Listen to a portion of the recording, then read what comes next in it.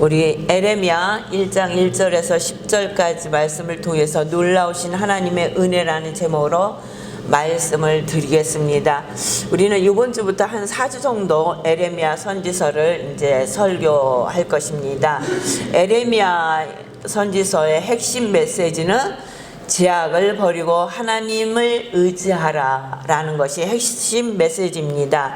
에레미야 이름의 뜻은 여호와께서 높이신다. 여호와께서 높이신다. 에레미야가 사역하던 시절은 1절부터 2절부터 3절에 나와 있는데 아몬의 아들 유다 왕 요시야가 다스린 지 13년에 여호와의 말씀이 에레미야에게 임하였고, 요시야의 아들 유다 왕 여호야김 시대부터 요시야의 아들 유다 왕 시드기야의 11년 말까지 그에게 하나님께서 말씀하셨다고 이렇게 말씀하고 계십니다. 요시야 왕 13년부터 그는 하나님의 말씀을 전하기 시작을 합니다. 이때는 북이스라엘은 이미 아수르에 의해 멸망을 당했고 남유다는 아직 바벨론에 의해 멸망당하기 전입니다. 멸망당할 때까지 하나님의 말씀을 예언하라고 하는 것입니다. 에레미야는 하나님의 말씀을 듣지 않던 아주 슬픈 시절에 하나님의 말씀을 전하는 슬픈 선지자가 되어 있습니다. 그래서 우리는 에레미야를 보통 눈물의 선지자라 이렇게 말씀합니다. 우리 1장 16절 함께 보겠습니다.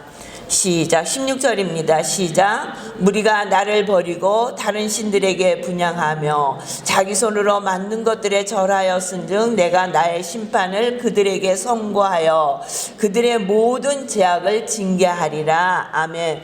이스라엘의 유다의 현재 모습이 어땠냐면 여호와를 버리고 다른 신에게 분향하며 자기 손으로 만든 것들에게 절하고 있었다는 것입니다. 그렇기 때문에 하나님의 심판이 임할 수밖에 없었다는 거예요. 이런 시기에 하나님은 에레미야에게 유다의 말씀을 전하라고 말씀하시는 거예요. 이 시대에 같이 예언을 했던 선지자들이 있는데 나훔 선지자요, 스바나, 하박국, 그리고 우리가 너무 잘 아는 다니엘, 에스겔. 다니엘과 에스겔은 바벨론에서 하나님의 말씀을 전했어요. 에레미야는 유다에서 전하고 이렇게 같은 선지자들이 활동을 했습니다. 에레미야서의 내용을 보면 1장은 에레미야가 하나님 앞에 소명을 받는 거예요. 2장에서부터 25장까지 12편의 유다를 향한 12편의 설교가 기록되어 있습니다. 26장부터 33장까지는 바벨론의 침입과 관련한 주요 사건들이 기록되어 있고요. 34장에서 45장까지는 예루살렘의 함락 직전의 주요 사건들, 또 46장에서 51장까지는 이방 나라 10개국이 어떻게 심판을 받을 것인지에 대해서 예언하는 말씀이며 52장까지 있어요. 52장이 예루살렘 함락에 대해서 기록되어 있습니다. 성경 중에 가장 긴 페이지를 갖고 있는 게 에레미야예요. 긴 장은 이사야고요. 66장인데 페이지 수로는 에레미야가 더 많다는 것이 가장 긴 페이지를 갖고 있는 게 이 에레미야서입니다. 에레미야는 베냐민 땅 아나돗의 제사장 중에 hil기야의 아들로 태어났습니다. 아나돗에 태어났다는 것은 이가 유배지에서 태어났다는 거예요. 어떤 환경에서 유배지로 가게 되어 있는지는 모르겠지만 그곳에는 많은 제사장들이 유배를 당해서 갔었던 지역입니다. 그러니까 어떤 권력도 가지고 있지 않았고 그들은 천대를 받았어요. 그쵸? 유배지 사람들이 무슨 대우를, 아무리 제사장이라고 해서 대우를 받았겠어요? 아니, 제사장들이 유배를 간 그 땅에서 그들은 정말 천대와 멸시를 받으며 제사장 가문에서 그는 자랐습니다. 그럼에도 불구하고 이는 아마 모세오경에 아주 그 모세오경을 잘 알던 그런 선지자였다, 우리가 이렇게 볼 수 있습니다. 하나님께서는 이스라엘이 어렵고 힘든 시기일 때마다 그들에게 선지자를 보내주셨어요. 이스라엘이 애굽에서 노예 생활을 하면서 크나큰 고통의 시간을 보내잖아요. 나중에는 어떤 일이 있습니까? 아들을 낳으면 날강에 버려야 하는 정말 너무 기막힌 상황에 있을 때 이들은 그 비참한 상황을 하나님 앞에 아뢰입니다. 울부짖습니다. 그럴 때 하나님은 그들의 기도를 들으시고 누구를 보내시냐면 모세를 보내주시잖아요. 또 북이스라엘이 남유다와 북이스라엘이 갈리고 북이스라엘 가장 악한 왕 아합 왕이요. 그러니까 큰 제약에 빠졌을 때 북이스라엘에 누구를 보내시냐면 엘리야를 보내주시잖아요. 그러니까 가장 악하고 힘들 때는 우리가 잘 아는 유명한 선지자들이 가서 하나님의 말씀을 선포하는 거예요. 또 에루살렘이 어려움에 처했을 때는 이사야를 보내주셨고요. 위기 때마다 하나님은 선지자들을 통해서 말씀하십니다. 오늘도 우리에게 하나님은 말씀하신다는 거예요. 이렇게 그때마다 선지자를 보내서 말씀하셨던 하나님은 에레미야를 통해서 유다가 가장 어려움이 처하고 이들이 멸망받을 수밖에 없을 때 에레미야를 통해서 계속적으로 말씀하시는 거예요. 그러니까 너무너무 힘들었겠죠. 이는 뭐라고요? 요시야 왕이 다스린 지 13년 때에 하나님의 부르심을 받아요. 이 요시야 왕은 8살 때 왕이 됩니다. 요시야 왕의 아버지는 누구냐면 아몬이에요. 또 그 할아버지는 우리가 너무나 잘 아는 므낫세.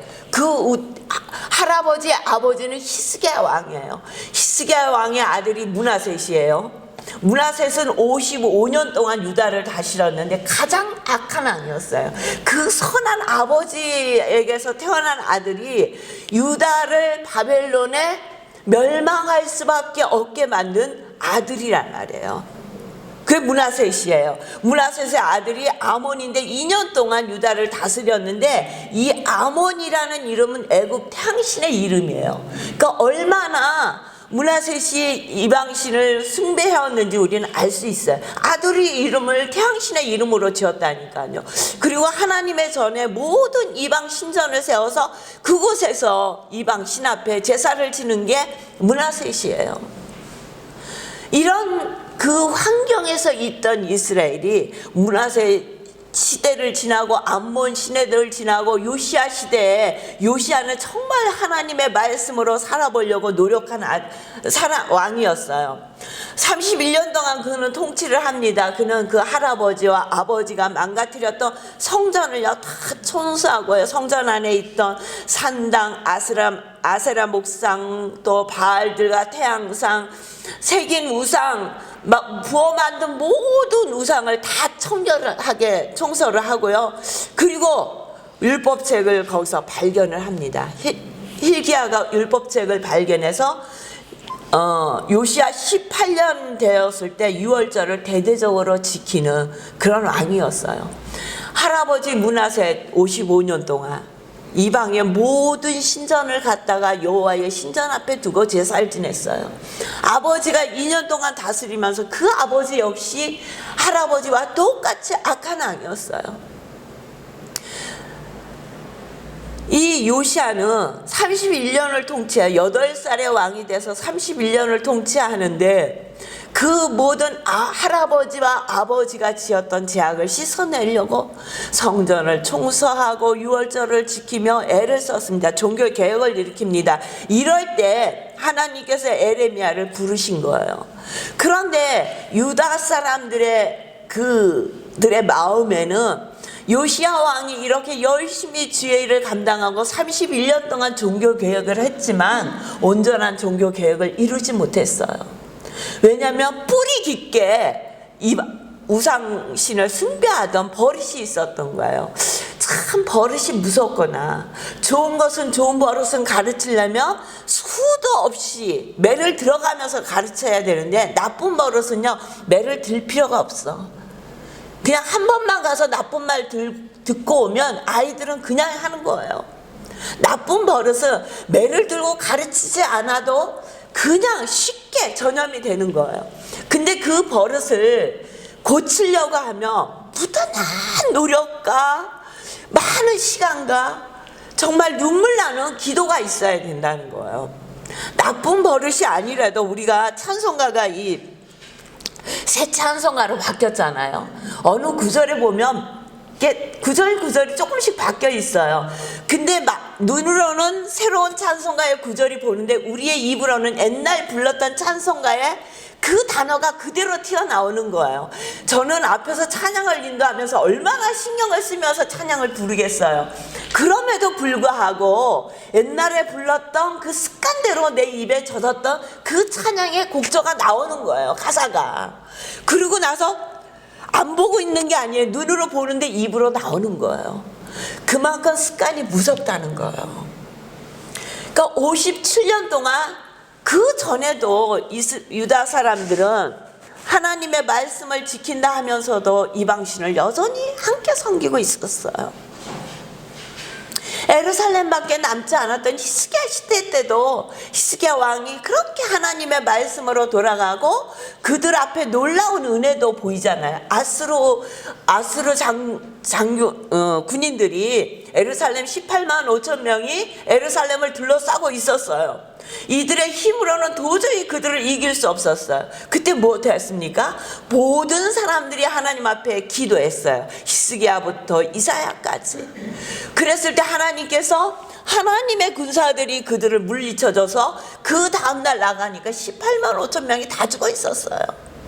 이런 놀라운 역사를 그들이 보면서 하나님 앞에 온전히 돌아선 것이 아니라 그 다음 왕 므낫세를 통해서 하나님 전에서 여전히 우상숭배를 하였다는 거예요. 말할 수 없이 악한 상황 가운데 있었는데 요시야 왕 때도 온전히 그들이 종교 계획으로 하나님 앞에 돌아서지 못했어요. 요시야 왕을 하나님은 뭐라고 말씀하시냐면 열왕기하 23장에 보면 요시야와 같이 마음을 다하며 뜻을 다하며 힘을 다하여 모세의 모든 율법을 따라 여호와께로 돌이킨 왕은 요시야 전에도 없었고 후에도 그와 같은 자가 없었더라. 요시야 전에도 없었고 후에도 없었대요. 하나님을 마음을 다하며 뜻을 다하며 힘을 다해서 여호와의 율법을 지킨 왕이에요. 그 왕이 있었음에도 불구하고 이들은 무리가 나를 다 버렸다고 하나님이 말씀하시는 거예요. 그래서 바벨론에 의해서 이들은 멸망당할 수밖에 없다고 말씀하시는 거예요. 이 요시야 왕은 주전 609년에 아수르와 애굽이 갈그미스에서 전쟁을 하는데 아수르는 이스라엘 위에예요, 말하자면. 그러면 애굽은 저 밑에 쪽이잖아요. 이 둘이 전쟁을 하면 어디서 해요? 이스라엘 땅에서 하는 거예요. 갈그미스에서 전쟁을 하는데 그 갈그미스까지 전쟁하러 오니까 요시야 왕이 칼을 들고 나가는 거예요. 그랬더니 애굽의 바로 느고 왕이 뭐라 그러냐면 너는 오늘 이 전쟁에 너는 끼지 말라 그래요. 이것이 하나님의 말씀이라고 얘기해요, 느고 왕이. 근데 그것이 정말 하나님의 뜻이었어요. 근데 요시야 왕은 듣지 않는 거예요. 자기 땅에 들어오는 이것을 허락할 수가 없는 거예요. 그래서 그 전쟁에 나갔다가 무기토에서 누구의 칼에 맞아서 죽어요. 조금 더 살아야 될 왕이 39세에 죽는 거예요. 그러면서 종교 계획을 완성시키지 못하는 그런 모습으로 볼 수 있어요. 4절에 보니까 하나님께서 에레미야에게 말씀하시는 거예요. 여호와의 말씀이 내게 임하니라 이르시되 내가 너를 모태에 짓기 전에 너를 알았고 내가 배에서 나오기 전에 너를 성별하였고 너를 여러 나라의 선지자로 세웠노라고 하나님은 말씀하시는 거예요. 뭐라고요? 모태에 짓기 전부터 너를 알았대요. 하나님은 에레미야를 선지자로 세우시기 위해서 모태 짓기 전부터 거룩하게 하였다고 말씀하시는 거예요. 이 말씀은 그의 사역 내내 계속됐던 생명의 유혹과 오해, 왜곡노라고도 했잖아요. 우리가 이제 앞으로 이 에레미야서를 보면은 얼마나 어려움을 겪는지 몰라요. 죽음의 자리에도 이르고요, 감옥에도 가고요. 그렇게 가면서도 이가 끝까지 사명을 감당할 수 있었던 것은 이 5절의 말씀이에요. 하나님이 내가 너를 모태에 짓기 전에 너를 알았고 내가 배에서 나오기 전에 너를 성별하였고 너를 여러 나라의 선지자로 세웠노라. 내가 너를 알았다, 성별하였다, 그리고 선지자로 세웠다고 말씀하시는 거예요. 오늘 우리에게도 이같이 말씀하시는 거예요. 내가 너를 알았다. 아셨다는 것은요, 히브리 말로 야단데 이거는 사랑이라는 뜻이에요. 내가 너를 알고 사랑했다고 말씀하시는 거예요. 에레미야만 알고 사랑하신 것이 아니라 저와 여러분을 모태 짓기 전부터 알고 사랑하셨다고 말씀하시는 거예요. 너희들을 성별했다는 거예요. 구별하였다고 말씀하시는 거예요. 그리고 여러 나라의 선지자로 세웠다는 것은 우리가 다른 나라에 가서 하나님의 말씀을 전하고 에레미야처럼 여러 나라에 하나님의 말씀을 전하는 것뿐만 아니라 오늘 여러분들에게 직업을 주셨잖아요. 이거 소명이에요. 이 직업을 완수하는 거예요. 그 직업의 자리에서 하나님 앞에 최선을 다해서 사는 거예요. 이것이 우리가 선지자로 세움을 받은 거랑 똑같은 거예요. 응? 나가서 하나님의 말씀을 선포하는 선교사가 돼야 꼭 선지자가 되는 것이 아니고, 하나님의 말씀을 듣고 강대상에서 하나님의 말씀을 선포하는 것만이 아니라 여러분들에게 맡겨주신 귀한 일자리에서도 선지자로서의 역할을 감당해야 된다고 말씀하시는 것입니다. 이렇게 말씀하시니까 6절에 뭐라고 말씀하냐면, 에레미야가 내가 이르되 슬프도소이다 주 여호와여 보소서 나는 아이라 말할 줄 알지 못하나이다 하니, 나는 못합니다, 나는 안 됩니다, 나는 못하겠습니다 라고 여호와께 말씀드리는 거예요. 나는 아이입니다. 이때가 에레미야가 보통 요시야 왕과 나이가 비슷하다고 우리가 신학자들이 보고 있어요. 한 19살, 20살 때요. 이때 나이로는 작은 나이가 아니에요. 아이라고 할 나이가 아니라는 거예요. 이 얘기는 하나님 저는 안 돼요, 저는 못해요, 저는 부족합니다, 이렇게 얘기하고 있다는 거예요. 그러니까 하나님께서 뭐라고 말씀하시냐면 7절에 보니까 여호와께서 내게 이르시되 너는 아이라 말하지 말고 내가 너를 누구에게 보내든지 너는 가며 내가 네게 무엇을 명령하든지 너는 말할지니라 순종하라고 말씀하세요. 내가 너를 누구에게 보내든지 너는 가며 내가 네게 무엇을 명령하든지 너는 말할지니라, 너는 내 뜻에 내 말에 순종하라고 말씀하시는 거예요. 우리가 이렇게 하나님의 자녀로 하나님의 놀라우신 은혜를 받았다는 것은 하나님의 말씀에 순종하는 거예요. 순종하면 우리가 잘 아는 사람이잖아요. 노아. 하나님이 노아를 보고 방주를 지라 그러잖아요. 근데 그때는 비가 오거나 날씨가 굳어서 비가 올 것 같은 그런 때가 아니에요. 홍수가 날 것 같은 그런 때가 아니에요. 어느 때보다 날씨가 좋은데 노아에게 방주를 지라고 말씀하시는 거예요. 그것도 산 꼭대기에서. 우리가 지금까지 배 모양을 봤던 온형 모양이 아닌 네모 반듯하게. 그러니까 많은 사람들이 무슨 배를 짓는데 산 꼭대기에서 저렇게 높게 지며 배가 무슨 집을 짓냐, 얼마나 노아를 우습게 봤겠어요. 조롱했겠어요. 근데 하나님께서 노아에게 모든 배 식양을 주시잖아요. 모든 모델을 하나님이 주시는 거예요. 하나님이 지라고 하는 대로 짓는 거예요. 그러나 사람의 눈으로 보기에는 너무 웃긴 거야. 무슨 배를 저렇게 지어? 산꼭대기에 올라가서 지어? 나무는 저렇게 져다가 배를 짓는다고 해. 옆에서 무슨 말을 해도 노아는 듣지 않는 거예요. 오직 하나님의 말씀만 의지하고 나가는 거예요. 우리에게도 이렇게 하나님의 말씀만 의지하고 나갈 때가 있어야 된다는 거예요. 하나님의 말씀만 붙들고 나가야 되는데, 순종해야 되는데 우리의 마음이 그렇지 않을 때가 너무 많이 있어요. 흔들릴 때가 너무 많이 있다는 거예요.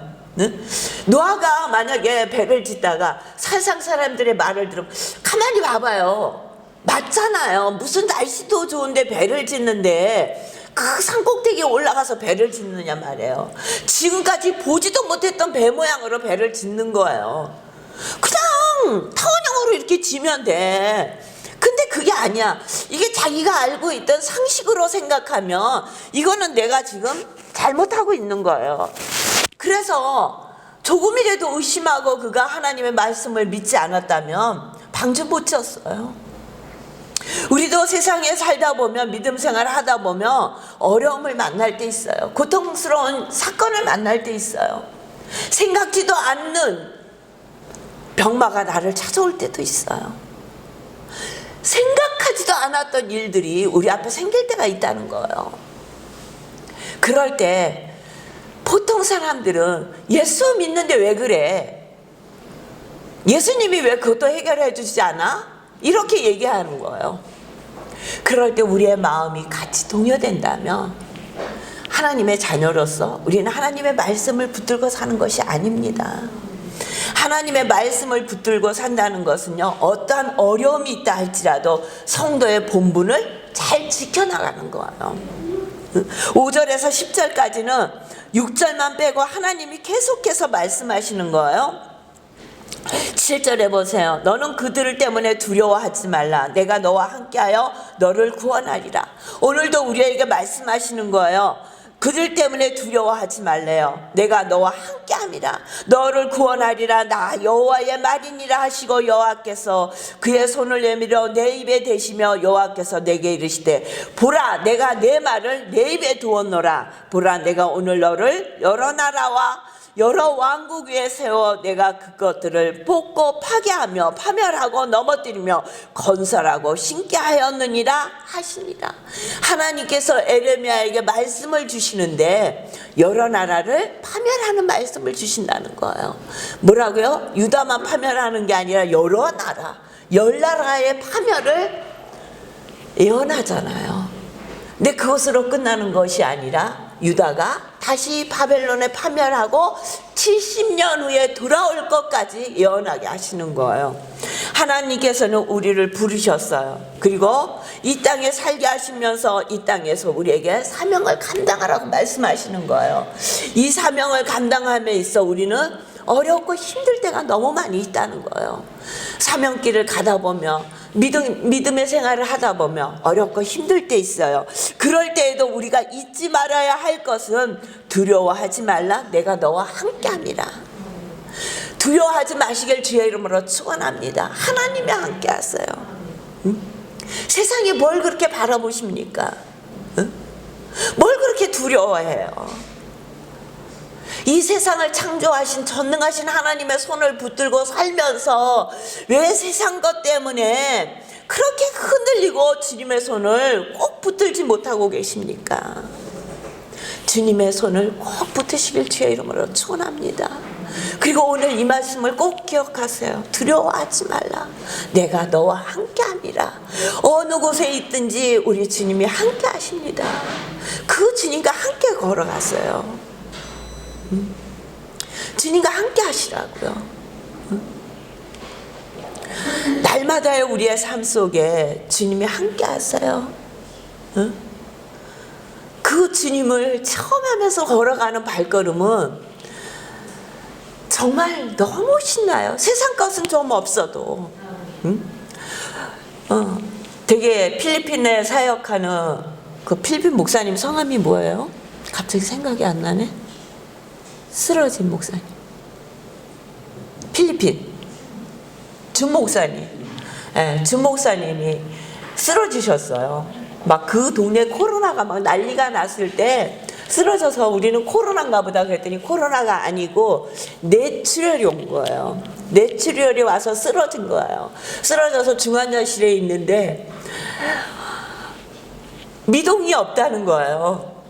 가만히 누워 계신다는 거예요. 어떻게 될지 모르는 상황이 돼버리니까 교회며 사역 뭐 천막 교회니 뭐 그분이 총 관리를 하고 계시는데 갑자기 쓰러져가지고 미동이 없이 그렇게 하고 있다는, 이게 이제 그날부터 소식이 오자부터 걱정이 되는 거예요. 아픈 것도 걱정이지만 병원비가 한두 푼이겠어요. 그래서 바로 이제 필리핀 그 선교하시는 집사님한테 김선 전도사가 문자를 보냈나 봐요. 그랬더니 병원비 바로 100만 원 보내주셔가지고 걱정하지 말고 치료 다 받으라고. 그러니까 그 필리핀에서 100만 원이면 어지간한 병 다 치료하잖아요.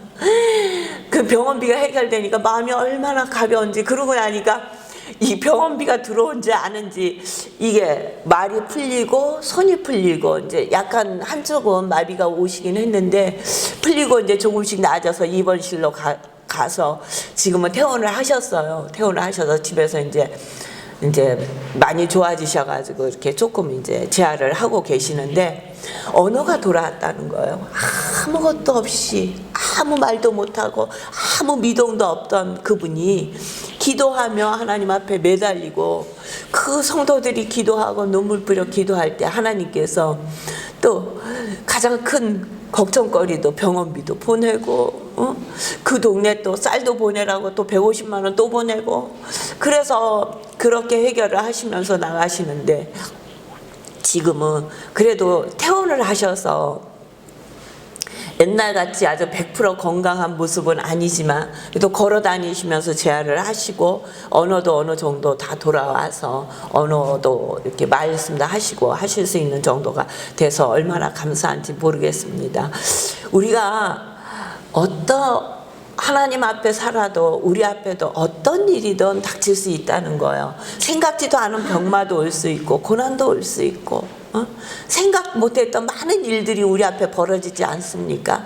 그럴 때에도 우리가 잊지 말아야 할 것은 그 자리에 있음에도 하나님은 우리와 함께 하시며 우리에게 말씀하시는 거예요. 너 그 일 때문에 두려워하지 말라고. 너 그것 때문에 세상 것 때문에 두려워하지 말라고. 세상에 그렇게 이루어지는 일들, 내 앞에 닥친 일 때문에 두려워하지 말라고. 왜냐? 내가 너와 함께 할 것이라고.